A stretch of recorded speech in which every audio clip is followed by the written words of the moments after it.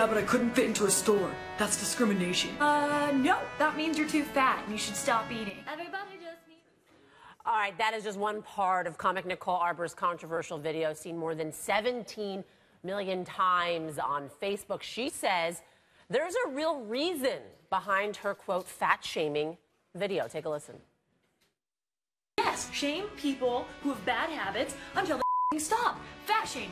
If we offend you so much that you lose weight, I'm okay with that. You are killing yourself. Yeah, I'll sleep at night. Ooh, feels a little callous. And soon after Arbour posted that on her YouTube channel, this happened. YouTube suspended Arbour's entire channel. She tweeted, "We literally broke the internet with comedy." Arbour also tweeted, "Wow, I'm the first comedian in the history of YouTube to be censored. There are graphic videos about murder and torture, but satire is..."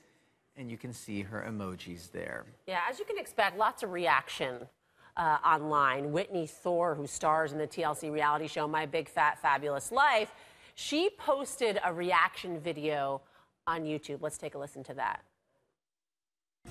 Fat shaming is a thing. It's a really big thing, no pun intended.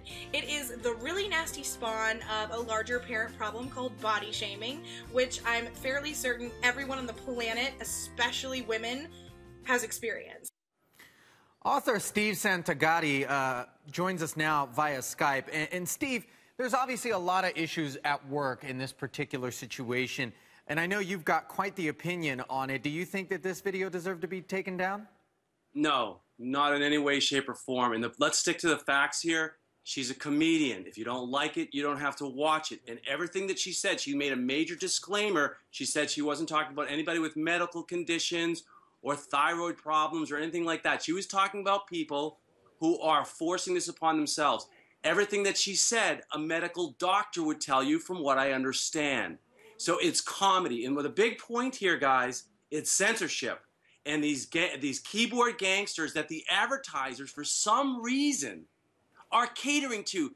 Advertisers, if you're listening, they're a very small minority. They sit in their little basements. They have plenty of time to do this. What Nicole was trying to do is actually help people in a comedic sense. And I'm sorry, but when we start editing and censoring, it's Big Brother. It's not, what is that? Orson, what's his name there? Come on, help me with this. Orwellian. Yes, thank you. It's 1984. Mm-hmm. We can't do that. Not everybody gets a trophy. Political correctness is gone out of control. Well, Steve, I mean, listen, it's certainly your opinion that you think that she was trying to help people. Other people, on the other hand, don't necessarily think she was trying to help people. Steve, hold on one second. I want to bring in Erica Watson, a comedian and a HuffPo blogger. Erica, thanks for joining us. What do you think? What was your first gut reaction when you saw this video, Erica? I mean, listen, I am a comedian. I'm also a fat girl who laughs at a good fat joke. Her video wasn't funny. That is really my only criticism of it. Freedom of speech is great. There's also consequences to the things you say. But if you make it funny, people will laugh. And it just wasn't there. With the timing, the delivery of the jokes, it just didn't hit. It didn't do it for me. And let me tell you, the majority of the people that I know that were upset of the video weren't even other fat people. It was people that are small, that are slender, that just didn't think it was funny. But I don't believe in censoring her or any other comedian. I do believe in freedom of speech. But if you make it funny, you won't have as many problems. All right, I want to go to a post on Facebook by Steve Bortstein. It says, Nicole Arbour cannot fat shame people. People are either ashamed of themselves or they are not. If you're allowing a talentless hack to shame you, then obesity is just one more concern. Do you think, and I almost feel like I know your answer to this one, Steve, is this just people being a little bit too sensitive?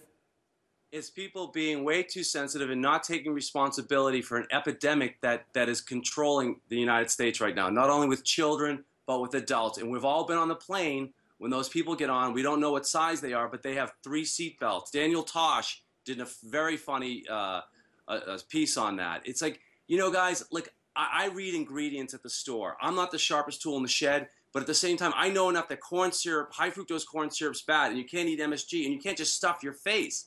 That's fact. This is health. This is, I'm not saying there's shame. There's no shame in this. It's about taking responsibility. No one wants to take responsibility for their actions anymore. Erica, go ahead. I mean, I'm sorry. He sounds ridiculous. The truth of the matter is that we all eat fattening foods. We all are living lifestyles that aren't healthy. Unfortunately, some of it shows on us more than others. Plenty of people may not be fat, but that doesn't mean that they're healthy. And I think that people have the right to live whatever kind of life they want to live. I'm a big girl and I do work out. I have a personal trainer named Caprice that I work out with. I've lost 67 pounds already and I'm doing the work.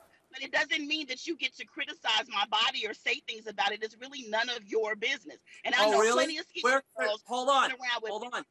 Don't be a hypocrite, Erica. We're criticizing someone right now. We don't know. We all criticize and judge each other, whether we say it out loud or whether we say it in our heads. I'm not being a hypocrite. But what I'm saying is ultimately, you know what?